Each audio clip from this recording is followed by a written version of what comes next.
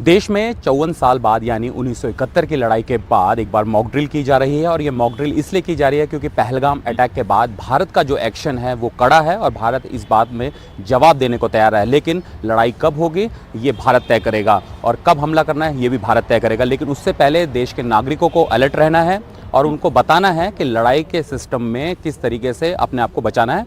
हमारे साथ retired major general Sabharwal sir मौजूद है। सर, एक चीज़ जानना चाहता हूं कि आपने पूरी आर्मी में देखा है कि मॉक ड्रिल में क्या की पॉइंट होंगे जो लोगों को सिखाए जाएंगे? देखो, सबसे पहले जो बेसिक तो वही है कि भाई सायरन बजेगा तो आपने लाइट ऑफ करनी है, हरकत बंद करनी है, क्योंकि मूवमेंट से ही पता लगेगा दुश्मन को कि भाई कुछ यहाँ पर है। उससे ज़्यादा फिर नेक्स्ट स्टेप आ जाता है कि आपके पास घर के अंदर अगर बंकर हैं, अब हर जगह तो नहीं हो सकता लेकिन बॉर्डर एरियाज में तो आमतौर पे वो बंकर्स बने हैं एंड लोगों को एडवाइस किया था वहाँ जाने के लिए।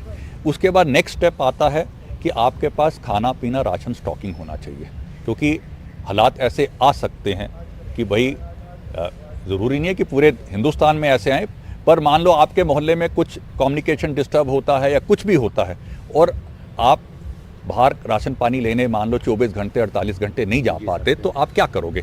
इसलिए नॉर्मली एडवाइस करते हैं कि यार जो बेसिक राशन पानी है, हार्ड राशन हो गए जैसे आलू प्याज, क्योंकि ये तो ख़राब नहीं होता, ये आपके पास होना चाहिए। और 2-3 दिन की अगर आप फ्रेश वेजिटेबल्स वगैरह भी रख लोगे तो कोई हर्ज नहीं है। उसके बाद नेक्स्ट आता है मेडिकल का। बेसिक मेडिसिन जो हैं कम से कम, जैसे आप जो अगर आपकी अपनी कोई घर में कोई मेडिसिन लेता है तो उसको हफ्ते एक की मेडिसिन स्टॉकिंग करने में कोई ख़राब तो होने से नहीं। फिर जैसे बैंडेज हो गई, इस टाइप की जो फर्स्ट एड की किट्स वगैरह हैं वो सबको अपने पास होनी भी चाहिए। और थोड़ा सा उसके बारे में आस पड़ोस में जो थोड़ा ज्ञानी है उससे पूछ लें कि भाई यूज़ करना है तो कैसे करना है। These are very very basics और इतना सबको आना चाहिए। सर, चूँकि अब 71 के बाद हम एक मॉक ड्रिल हो रही है, कितना महत्वपूर्ण है? उस समय 54 साल पहले इतनी टेक्नोलॉजी थी, आज के समय में टेक्नोलॉजी है, इसको किस तरीके से आप देखते हैं? देखिए, अब चूँकि टेक्नोलॉजी इतनी बढ़ गई है कि कई चीज़ें मॉक ड्रिल की हैं जो इतनी ज़्यादा कारगर नहीं रहेंगी जो आज से जैसे 50 साल पहले थी। लेकिन इसका मतलब ये नहीं कि वो बिल्कुल ही ज़ीरो हैं। तो इसीलिए देखो क्या है कि आज भी दुश्मन के पास इतने एडवांस्ड एयरक्राफ्ट नहीं हैं कि वो नेविगेट कर सकें और उनको पता है कहाँ बम ड्रॉप करना है।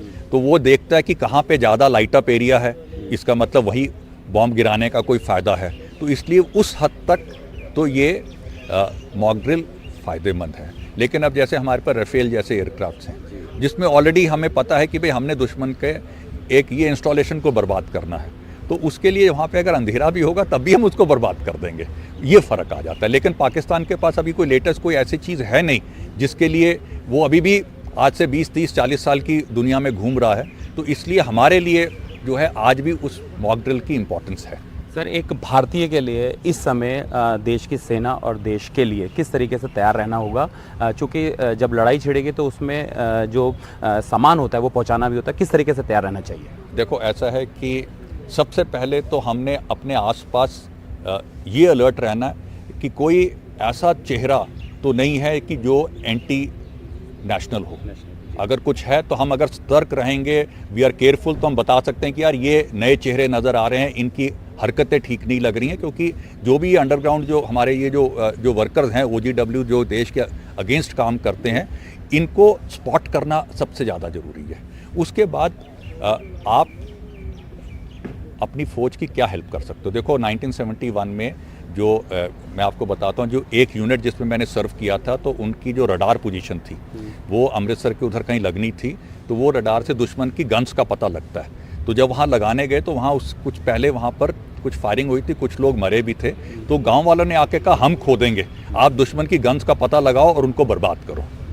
तो ये जो खुदाई का काम अगर फौजी अपना काम कर रहा है और उसके लिए अगर एक कुछ खुदाई करनी है उसमें आप हेल्प कर सकते हो तो क्यों नहीं।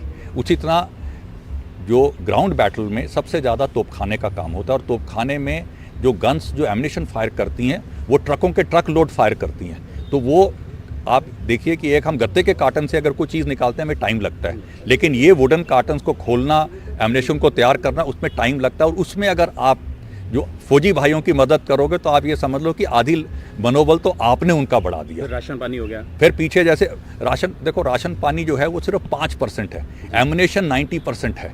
तो अगर हम एमुनेशन में हेल्प कर दें, बाकी राशन पानी क्या है कि भाई आपके आसपास अगर हथियारों का राशन पानी हथियारों का राशन पानी, लेकिन राशन पानी भी इंपॉर्टेंट है कि अगर आपके देखो घर के आसपास अगर कोई फौज की डिप्लॉयमेंट हुई है और आपको पता है उनके पास इतना भी टाइम नहीं है कि पीछे से अपना खाना पानी मंगा सकें, अगर आप उनको कुछ मतलब ठंडा गर्म जाके सर्व कर देते हो, वो भी मनोबल बढ़ाने के लिए बहुत बड़ा हो जाता है। तो ऐसा नहीं कि राशन पानी का रोल नहीं है, वो भी रोल है, लेकिन सबसे ज़्यादा एमुनेशन का रोल है। सर, ओवरऑल इस मॉक ड्रिल को आप किस रूप में देखते हैं? और चूंकि इस वक्त माहौल ऐसा है, लेकिन ये मॉक ड्रिल आपको लगता है कि हर 6 महीने या साल भर बाद होनी चाहिए?